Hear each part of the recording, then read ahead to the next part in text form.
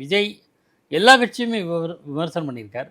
திமுகவை அதிகமாக விமர்சனம் பண்ணியிருக்கார். அடுத்தது பாஜகவை கொள்கை விரோதி, கொள்கை எதிரின்னு சொல்லியிருக்காரு.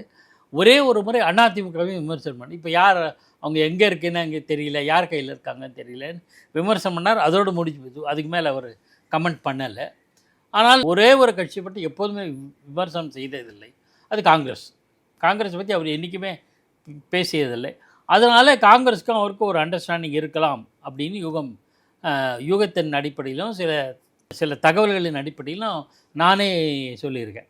அது உண்மையும் கூட அன்றைய சூழலில். ஆனால் அப்போது நிலைமை அப்படி இருந்தது. இப்போது நிலைமை இல்லை, மாறிப்போச்சு. கரூர் சம்பவத்துக்கு பிறகு பாஜக இதுவரை எப்போவுமே வரல, எந்த கலவரத்துக்கும் இயற்கை சீற்றத்துக்கும் வராத பாஜக டீம் திடீர்னு இதுக்கு வந்தாங்க. அதுவே எனக்கு விமர்சன பார்வை. இனிமேல் இது கூட தவறில்லை, இது கூட தவறு. இனிமேல் எதிர்காலத்தில் எந்த சம்பவம் இருந்தாலும் அவங்க வரணும். கள்ளக்குறிச்சி மாதிரி ஒரு சம்பவம் நாளைக்கு ஏதாவது நடந்தால், எந்த ஆட்சியில் நடந்தாலும் இதே பிஜேபி டீம் வரணும். இதே மாதிரி ஏதாவது விபத்து, பேரிடர், எந்த பிரச்சனை வந்தால் இது வந்தது நியாயம்னு சொல்லும். அப்போ வரலைன்னா செலக்டிவாக வர்றீன்னு அரசியல் தான் புரிஞ்சுக்கலாம்.